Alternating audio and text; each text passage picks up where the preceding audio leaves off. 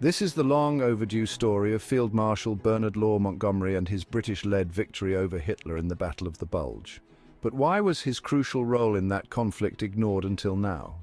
And what did the Ardennes counteroffensive, as the battle is also known, determine the outcome of the Second World War and whether the UK or the USA would become the masters of Western Europe?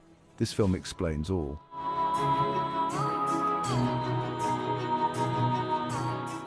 16th December 1944, Western Europe. Hitler launches his last great gamble in the West. Fanatical Nazi soldiers were unleashed on unsuspecting Americans resting far away from where they thought the fighting would take place. The Battle of the Bulge was underway.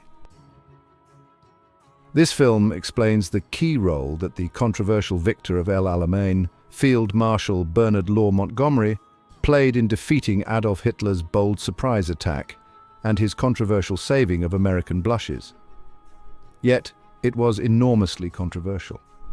This is the previously untold hidden story of Field Marshal Montgomery and his British-led victory over Hitler's ruthless counteroffensive.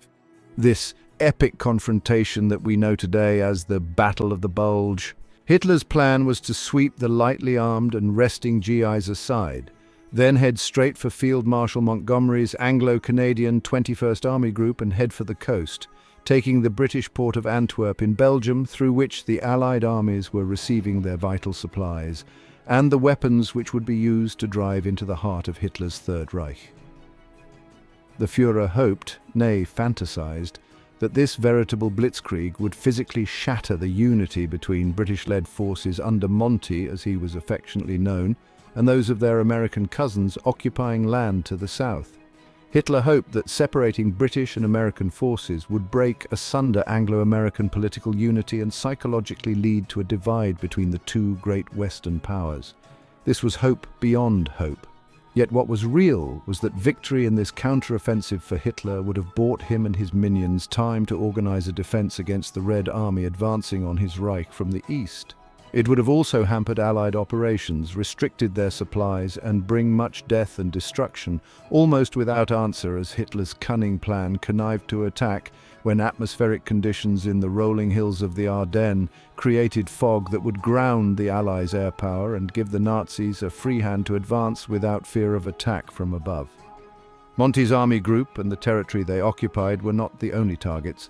There were also rumours of German assassination squads that had been sent to kill the British Field Marshal, and an attack from the Luftwaffe in support of the German ground offensive destroyed Montgomery's personal transport plane, which had been gifted to him by General Eisenhower for the duration of the war.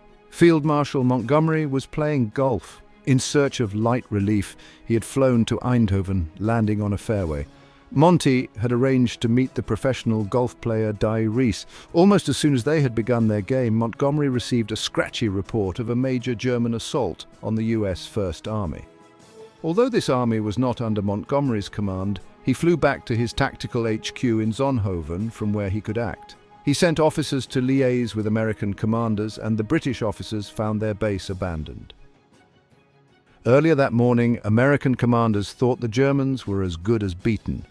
British Commander Bernard Law Montgomery knew otherwise. The famous Field Marshal had months before raised the alarm, telling the Supreme Allied Commander, General Eisenhower, of the threat. Monty's warnings were not heeded, and tens of thousands of American soldiers paid the ultimate price. Prior to the battle, Montgomery was becoming concerned about the increasing number of US casualties, which were causing a shortage of manpower in Bradley's 12th Army Group. Monty's 12th Army Group similarly suffered supply problems such as a shortage of ammunition, due to resources being split between the different unconnected and diverging thrusts which were part of Eisenhower's broad front strategy. This strategy involved the Allies attempting to attack along the entirety of the Western Front, an approach that guaranteed that the Western Allies had not been able to breach or bypass the fixed German defences called the West Wall, which guarded the fatherland.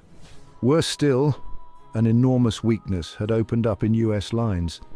Montgomery's Anglo-Canadian 21st Army Group were in a strong position and represented a powerful and cohesive front.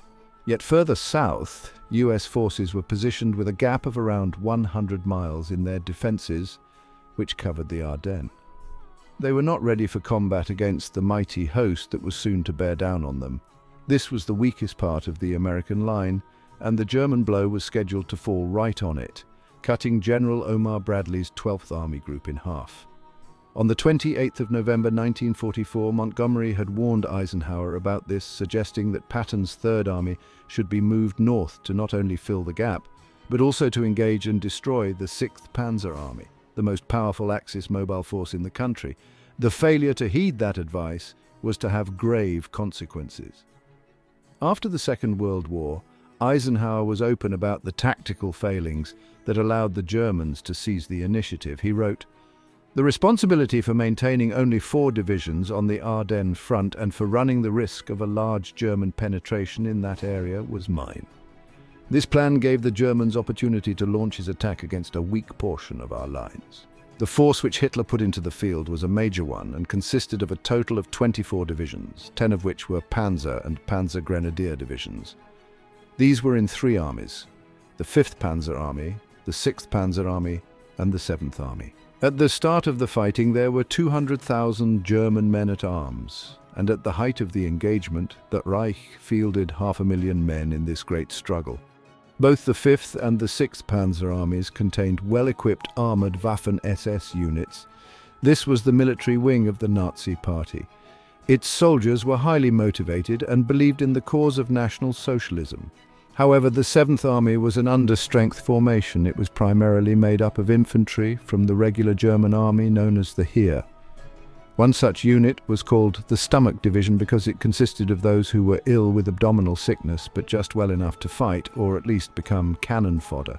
The 7th Army was, to all intents and purposes, a diversion and intended to tie up Allied forces as they pushed southwest. The other, much more powerful formations were headed northeast, aiming for Montgomery. Despite the 7th Army's problems, the building up of such a massive strategic reserve and the supplying of tanks to the 5th and 6th Armies was a major accomplishment, especially after the severe losses which were inflicted on the Nazis when fighting in France earlier in the summer of 1944. Montgomery was the commander of the Allied armies on D-Day and in the subsequent 81 following days that were the Battle of Normandy.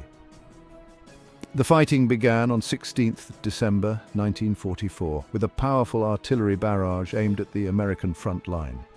The Allies were also hit with Hitler's cunning plan to disrupt US forces behind their own lines. This did succeed in creating initial confusion, but the German operatives were soon identified and executed.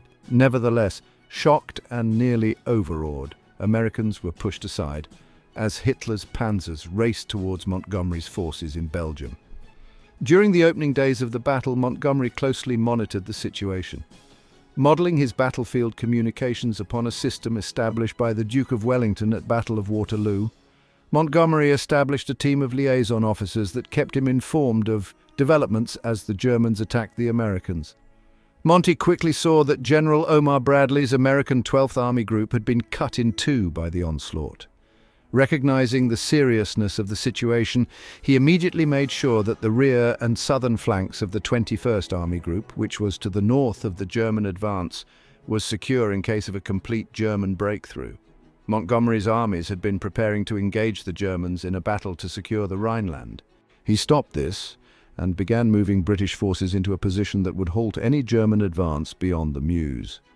Eisenhower, in agreement with Bradley, instead of waiting for reinforcements, was pushing the attacks to the extreme limit of our ability, and it was this decision that was responsible for the startling successes of the first week of the German December attacks. However, that was all about to change. Montgomery sent troops south to gain more information and to prepare defences on the bridges over the Meuse from Liège to Givet. He also engaged the elite troops of the Special Air Service, SAS, in these operations, sending them with the forces that he scraped together, staff from a tank replacement station to the Namur-Guillet area. Monty also established armoured car patrols to keep communications open between Liège and Namur. He also rushed 29 Armoured Brigade from western Belgium to the Namur zone. Montgomery ordered them to move as quickly as possible. From the very start of the Battle of the Bulge, Montgomery had been urging Eisenhower to keep the American focus on the fighting in the Ardennes by putting the US forces far to the south, near to the Swiss border, onto the defensive. Monty was also suggesting that General Patton's Third Army should cancel its planned attack and immediately move north to attack the Germans' southern flank. This would rebalance the American forces along the lines Monty had been suggesting since the autumn. On the 18th of December, with the German thrusts succeeding in advancing 20 miles into US lines, Eisenhower finally took Montgomery's advice. He ordered a halt to the offensive in the south and sought to plug the gap through which the Germans were pouring by ordering the Third Army to counterattack the southern flank of the now rapidly expanding Bulge. However, the Allies were being forced to fight the Germans when the Nazis had the initiative. Under Montgomery's plan, the Americans would have taken the offensive first and catch Hitler off guard. That would have prevented the Führer's forces from achieving the element of surprise. To make sure that US soldiers were better balanced, the 7th Army was also moved further north to make the American 12th Army Group a more cohesive force, a move also suggested by Montgomery prior to the battle. Just 3 days into the battle, the Nazis had reached as far as La Roche-en-Ardennes, Marche and Hotten, creating a salient from Bastogne to Derby. In the event of a further American collapse, Montgomery established units to secure the roads around the Belgian capital. Montgomery had now secured the area and was in a position to repel any German attack that crossed the Meuse. Despite making his own preparations, Monty was still just an interested observer in the main battle to the south of his command. This, however, was about to change. On the 20th of December, just 30 minutes before Monty was to begin an 11 a.m. conference with his two subordinate commanders in the 21st Army Group, Generals Crerar and Dempsey, he received a telephone call from General Eisenhower, giving him overall command of all American forces north of the Bulge.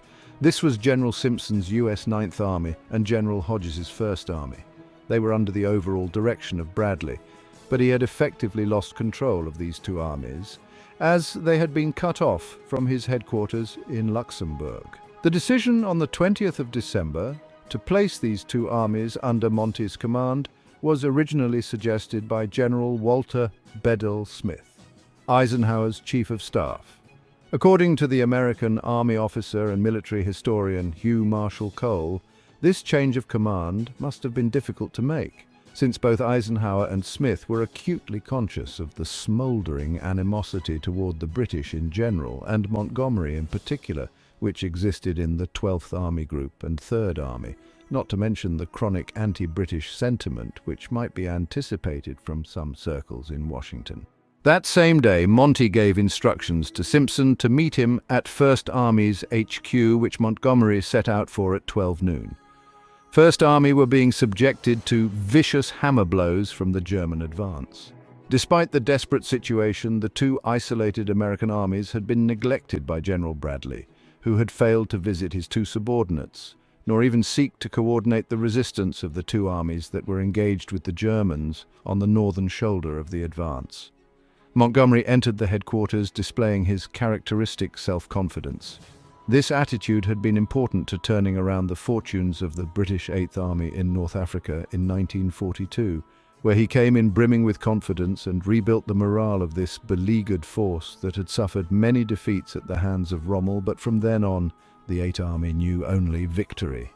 Eisenhower kept Monty informed as to the unfolding situation in the other areas and sought his advice. When Ike spoke to Montgomery via radio, he was thinking of his earlier conference with his American commanders, where he said that the Battle of the Bulge was a good opportunity for the Allies. He had said that the present situation is to be regarded as one of opportunity for us and not of disaster. He then said to Montgomery, "Our weakest spot is in the direction of Namur. The general plan is to plug the holes in the north and launch coordinated attack from the south." Later on, Eisenhower contacted Montgomery again, asking him to please let me have your personal appreciation of the situation on the north flank, with reference to the possibility of giving up, if necessary, some ground in order to shorten our line and collect a strong reserve for the purpose of destroying the enemy in Belgium. Eisenhower recognized that the main danger to the Americans was on the northern shoulder. What is more, intelligence reports suggested that there may be more attacks further to the north to attempt what is known as a double envelopment of the Allied forces in that sector. Seeing the northern shoulder of the German advance as a complete front, Rather than individual units trying to hold their ground, Monty reorganized the Allied war machine. Montgomery and his supreme commander both agreed as to how the conflict should be handled. With the complete support of General Eisenhower, Montgomery, in characteristic fashion, visited his subordinates, appraised the situation, developed a strategy, and then put his plan into action. Monty initially identified strong defensive points where the thrust could be stopped and reinforced strategic areas. Simultaneously, Montgomery began the process of building up American reserves that could take part in a counterattack when deemed effective. To this end, he decided that the 7th Corps of the U.S. First Army should become the reserve force that can take the offensive. They mustered to the northwest of the Belgian town of Marche. This was to prove a useful place for this rested and regrouped corps, as they were soon to play an important part in the fighting. British soldiers first took part in this conflict when Montgomery joined them to the 9th Army to bolster its defense and allow the 9th to take over part of the territory defended by 1st Army. This action stabilized the front line. General Bradley visited Montgomery at his headquarters on Christmas Day to consult with the British Field Marshal. At this meeting, Bradley received a dressing down from Montgomery for his part in allowing this sorry situation to develop. Montgomery said, "It was entirely our fault. We had gone too far with our right. We had tried to develop two thrusts at the same time, and neither had been strong enough to gain decisive results. The enemy saw his chance and took it. Now we were in a proper muddle." On the 27th of December 1945, Monty went to see Lieutenant General Brian Horrocks, commander of Essex Corps, part of the British Second Army, to make sure his units would hold the Meuse between Namur and Louvain. Horrocks had different ideas. Noticing that the site of the 1815 Battle of Waterloo was close by, Horrocks suggested that the Germans should be allowed to cross the strategically important river Meuse and reach the Belgian town of Waterloo. Then he could deliver a victory over the Germans on the same field where Wellington defeated Napoleon. Montgomery disagreed with his long-serving and loyal subordinate, and Monty ordered Lieutenant General Miles Dempsey, the commander of Second Army, to make sure that Horrocks did not allow any Germans to get beyond the river Meuse. The next day, on the 28th of December, Eisenhower visited Montgomery in the Belgian city of Hasselt. At this meeting, Monty kept Eisenhower informed about the attacks which he was making against the northern flank of the Bulge. He also gave the Supreme Commander the details on the build-up of the forces that were to be used in the offensive directed towards the town of Houffalize in the center of the salient, which the Germans had recently created in the Ardennes offensive. Whilst the forces for this counterblow were being prepared, Eisenhower and Montgomery agreed that the strategy was to prepare for a renewed German attack. Allied intelligence predicted that this would come in the north. By New Year's Eve 1944, General Horrocks' 30th Corps had captured Rochefort, blunting the German advance and also beginning the process of driving the Nazis back within the space of a few days. Previously, historians have thought that Montgomery only began offensive action in January. Yet the attacks of 30th Corps show that this long-held belief is not correct. These attacks were, however, limited by the fact that the need to commit the US 7th Corps to the battle and the sheer ferocity of the fighting on the northern shoulder of the German advance meant that there were few reserves to use in the counterstrike. To create the forces that Montgomery needed to drive the Germans back and out of the Bulge, Monty moved 30th Corps to the area between Givet in France and Hotten in Belgium. This transfer was concluded on the 2nd of January 1945 and enabled the 7th Corps to move towards the strategic town of Houffalize. In this action, they intended to link up with the 3rd Army's advance coming from the south. On the 3rd of January, 7th Corps began its attacks. The Germans, despite being forced to abandon their mobile warfare, were not about to admit defeat and retreat. Through using anti-tank weapons and even tanks, they had learned how to go over to the defensive and deny the Allies their advance. What's more, on the 3rd of January, the appalling weather, which marred the winter of 1944 to 1945, returned. This restricted visibility to no more than several hundred yards. Despite those conditions, an advance of approaching several miles was made. However, the offensive had to be halted for 2 days after a severe snowstorm. 30th Corps launched another attack with 2 divisions on the 4th of January and continued to bludgeon back the furthest advance into the Bulge. The British 6th Airborne Division, which had been rushed to the scene, joined the attack. The Belgian village of Bure was taken by the 5th of January. The offensive by 7th Corps began again after 2 days on the 5th of January, and despite there still being bad weather, 7th Corps, supported by the US 18th Airborne Corps, had achieved much success. They seized territory southeast of Grand Mesnil, cutting the road between Vielsalm and La Roche-en-Ardenne, which the Germans were relying upon to supply their forces in the north. The 82nd Airborne Division reached the villages of Vielsalm and Salm-Château on the 7th of January. Whilst the 7th Corps were attacking, there was a simultaneous offensive from the British 53rd Division, which took Grimbiemont and the strategically important heights to the east of the town on the 7th of January. The situation for the Germans in the north had deteriorated massively. Monty was directing his forces in the north towards Houffalize, and the resistance from the Germans was stiff. To keep up the momentum, Monty put 51st Armoured Division into the fight, taking point from 53rd Division. They had the immediate objective of advancing towards La Roche-en-Ardenne and Champlon in southern Belgium. Monty set the river Ourthe, which runs from near Houffalize to Liège, where it joins up with the Meuse, as the limit of 30th Corps' advance. La Roche-en-Ardenne was liberated on the 10th of January. The 6th Airborne Division reached Saint-Hubert on the 11th of January and linked up with the western side of 3rd Army. On the 13th of January, the situation was so desperate for the Germans that the town of Saint-Vith was being approached by 18th Airborne Corps, who were attacking from the west. The devastated town was finally retaken by the Allies on the 23rd of January, 1945. The 51st Armoured Division was also breaking out from La Roche-en-Ardenne and advancing south.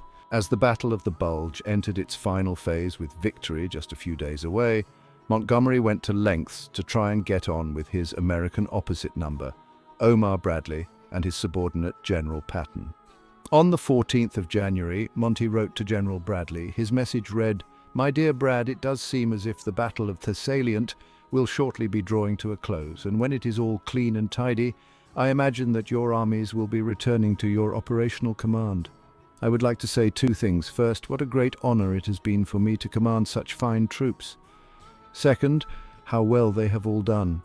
It has been a great pleasure to work with Hodges and Simpson. Both have done very well. And the corps commanders in the First Army, Gero, Collins, Ridgway, have been quite magnificent. It must be most exceptional to find such a good lot of corps commanders gathered together in one army. All of us in the northern side of the salient would like to say how much we have admired the operations that have been conducted on the southern side. If you had not held on firmly to Bastogne, the whole situation might have become very awkward. My kind regards to you and to George Patton. Yours very sincerely, B.L. Montgomery." On the 16th of January, 3rd and 1st Armies linked up at Houffalize, and the Allies then drove east, eliminating the German salient as they went, retaking much of the land that had been lost in the opening days of the conflict. Monty's and Bradley's American forces now ultimately aimed to push the Germans further back behind the lines from where they had started the Battle of the Bulge. The battle was now effectively won, Montgomery then wrote to General Eisenhower. His letter read, "I have great pleasure in reporting to you that the task you gave me in the Ardennes is now concluded. 1st and 3rd Armies have joined hands at Houffalize and are advancing eastwards. It can therefore be said that we have now achieved tactical victory within the salient. I am returning 1st Army to Bradley tomorrow, as ordered by you. I would like to say what a great pleasure it has been to have such a splendid army under my command, and how very well it has done." On the 17th of January, Eisenhower replied to Montgomery, writing as follows, "Thank you again for the way you pitched in to help out during the German thrust. Someday, I hope I can show my appreciation in a more lasting manner." By the 18th of January, as well as the forces advancing east from Houffalize, in the north the First Army was driving eastwards from Stavelot and Malmedy towards the area between Monschau and Saint-Vith. And in the south the Third Army was approaching Vianden from the southwest. Following the Battle of the Bulge, Montgomery moved the British troops that were taking part out of operations to support the Americans in the Ardennes, and repositioned those Crown forces to prepare for the subjugation of the Rhineland. Despite most Allied soldiers taking part in the Battle of Bulge being American, British forces did play an important part in the victory. They allowed for hard-pressed US troops to be withdrawn from the fray and reform as a strategic reserve that could strike back against the Germans and make the Nazis pay for their reckless attack. The greatest single British contribution remained Montgomery himself and his calm and collected leadership of both British and American troops that were put under his command. Germany, outgunned and outthought, would have lost the Second World War regardless of whether or not the Battle of the Bulge was fought. Hitler's plan in the Battle of the Bulge had been to divide and conquer Britain and America. Physically separating the British commanded forces from those from the United States would, he hoped, lead to a political division. This was almost a reality when misreported and misunderstood comments from Montgomery nearly resulted in a schism between Montgomery and the Americans. On the 7th of January 1945, Montgomery held a press conference to stop the reports in the British press that were criticizing Eisenhower's handling of the war, which had arguably allowed this crisis to develop. Monty had approval to hold the press conference from the British Prime Minister Winston Churchill. The final and most salient points in his talk to the assembled press were intended to plead for the journalists not to damage Allied solidarity. He explained to them that it is teamwork that pulls you through dangerous times. It is teamwork that wins battles. It is victories in battle that win wars. Nothing must be done by anyone that tends to break down the team spirit of our Allied team. If you try and get at the captain of the team, you are liable to induce a loss of confidence, and this may spread and have disastrous results. I would say that anyone who tries to break up the team spirit of the Allies is definitely helping the enemy. Let me tell you that the captain of our team is Eisenhower. I'm absolutely devoted to Ike. We are the greatest of friends. It grieves me when I see uncomplimentary articles about him in the British press. He bears a great burden. He needs our fullest support. He has a right to expect it, and it's up to all of us to see that he gets it. How could such a press conference result in such controversy? The team spirit did not stretch as far as some American generals, such as the overtly Anglophobe General Patton and his commander, General Bradley, who was almost equally suspicious of the British and still smarting from losing 2 whole armies when Eisenhower placed them under Monty's command. Montgomery did praise the GIs, stating quite clearly that, quote, Rundstedt was really beaten by the good fighting qualities of the American soldier and by the teamwork of the Allies. He went further in paying tribute to the Americans, explaining his high opinion of the American soldier, stating, he is a brave fighting man, steady under fire, and with that tenacity in battle which stamps the first-class soldier, I salute the brave fighting men of America. I never want to fight alongside better soldiers. Yet that was not enough to appease Montgomery's opposite numbers in command of other American armies in the field, whom apart from Eisenhower he had failed to mention. This omission from his briefing was an oversight that was to rankle US commanders. Montgomery also said that the battle has been most interesting, I think possibly one of the most interesting and tricky battles I have ever handled, with great issues at stake. Describing the battle as interesting was seen as being disrespectful to the 80,000 casualties that the Americans had suffered in what was for them a desperate and bloody battle. Whilst the American generals were dejected after the mauling they had suffered, Montgomery appeared to them to be victorious over the Americans when in reality Monty was jubilant that he had beaten the Germans, whereas Eisenhower and his American subordinates had left themselves open to a military attack. Montgomery's press conference had also left him open to a cunning German attack. Joseph Goebbels, the Nazi Minister of Propaganda, seized on a report to the BBC about the press conference from the Australian war correspondent Chester Wilmot. The transmission was then reworked to make Monty's words appear to be anti-American and then aired by the German propaganda machine. Staff in General Bradley's headquarters heard the fake news report and fell for the trick. Believing that the distorted words were a BBC broadcast, the anger was unleashed, which then took on its own momentum. That being the case, Montgomery still regretted holding the press conference, saying, "So great was the feeling against me on the part of the American generals that whatever I said was bound to be wrong. I should therefore have said nothing."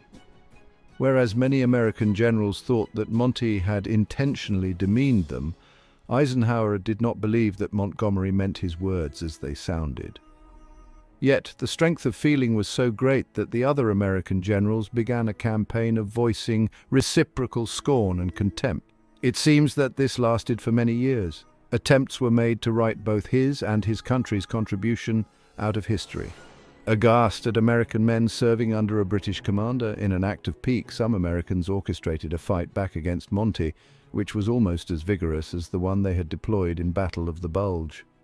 Why then had he caused such a reaction? To serve under Monty was a great experience. Subordinates were consulted and kept. To serve alongside or be his superior was a markedly different experience. He did not suffer fools gladly, yet that is not the only cause of why such vitriol are poured on his good name. Leaving personal feelings aside, ultimately the real long-term struggles was over who would rule Western Europe once the Nazis were gone. Would it be Britain or America? America had all but superseded the old world powers and was in the process of putting the British Empire in the shade. Post-war prestige was important. America was a country that lauded success and saw the need for posterity to recognize the young country's emergence as the preeminent global power and world policeman. Some egocentric American generals were not about to have the sheen taken off their war record, but they were not all as one. Those that had the honor of serving under Montgomery's command were not fully reading from the script. Montgomery did win plaudits for his handling of the Battle of the Bulge. Bradley recognized his notable contribution. Fulsome praise also came from the American Major General Matt Ridgway. He was the commander of the U.S. 18th Airborne Corps. He wrote to Montgomery, and his letter read, "It has been an honored privilege and a very great personal pleasure to have served, even so briefly, under your distinguished leadership. To the gifted professional guidance you at once gave me was added your own consummate courtesy and consideration. I am deeply grateful for both. My warm and sincere good wishes will follow you, and with them the hope of again serving you in pursuit of a common goal." Monty's opponents were overawed by his successful prosecution of the battle. The German commander of the 5th Panzer Army, General Hasso von Manteuffel, commented on Montgomery's role in the Battle of the Bulge, stating, "The operations of the American First Army had developed into a series of individual holding actions. Montgomery's contribution to restoring the situation was that he turned a series of isolated actions into a coherent battle fought according to a clear and definite plan. It was his refusal to engage in premature and piecemeal counterattacks which enabled the Americans to gather their reserves and frustrate the German attempts to extend their breakthrough." Montgomery won the battle but lost the propaganda war. The American press and Hollywood snatched the plaudits from him. The scars ran deep. Despite Monty's contribution being decisive, even he, a renowned self-publicist, was reluctant to talk about it after the Second World War. In his memoirs, he wrote, "I think the less one says about this battle, the better, for I fancy that whatever I do say will almost certainly be resented." Robert Olds is the author of Counterattack Montgomery and the Battle of the Bulge and World War II, the First Culture War.